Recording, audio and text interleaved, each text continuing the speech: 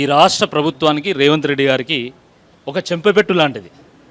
ఇది గ్రూప్ 1 అభ్యర్థుల విజయము.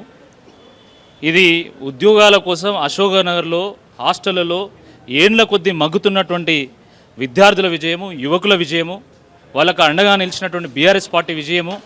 అడుగున ఈ రేవంత్ రెడ్డి గారి అరాచకాలకు, అకృత్యాలకు ఎదురొడ్డి పోరాటం చేస్తున్నటువంటి కేటీఆర్ గారు, హరీష్ రావు గారి విజయం అని చెప్పి ఈ సందర్భంగా గుర్తు చేస్తున్నాం. ఎందుకంటే ఈ పరీక్ష మొదలైనప్పటి నుండి కూడా దీంట్లో అనేక అవకతవకలు ఉన్నాయి. అంత గందరగోళంగా ఉంది. ముఖ్యంగా వాల్యుయేషన్ అంతా కూడా గోల్మాల్గా ఉందని చెప్పి మేము అనేక సార్లు ఆరోపణలు చేసినాం.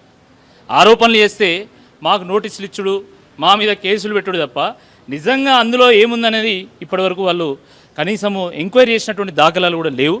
కాబట్టి ఈరోజు కోర్టు ఇచ్చినటువంటి తీర్పు ఇది అంటే ఒక ప్రజల్లో ఒక నమ్మకాన్ని పెంచేటువంటి ఒక తీర్పు.